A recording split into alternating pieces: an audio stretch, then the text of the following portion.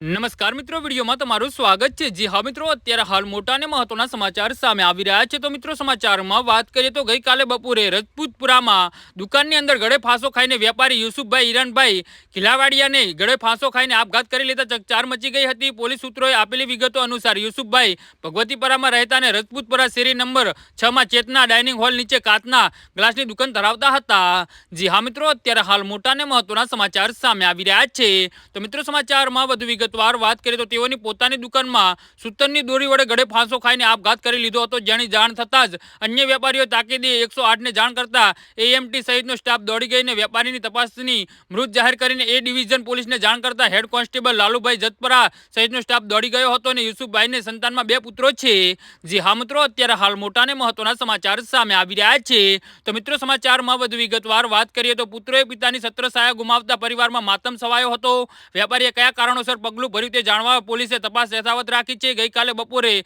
રજપૂતપરાની દુકાનની અંદર વેપારી યુસુફભાઈ ગળે ફાંસો ખાઈને આપઘાત કરી લેતા ચકચાર મચી ગઈ છે। જી હા મિત્રો, અત્યારે હાલ મોટા અને મહત્વના સમાચાર સામે આવી રહ્યા છે। માતમ છવાયો હતો ત્યારે વેપારીએ કયા કારણોસર પગલું ભર્યું તે જાણવા પોલીસે તપાસ યથાવત રાખી છે। ગઈકાલે બપોરે રજપૂતપરાની દુકાનની અંદર વેપારીએ યુસુફભાઈ ગળે ફાંસો ખાઈને આપઘાત કરી લેતા ચકચાર મચી ગઈ છે।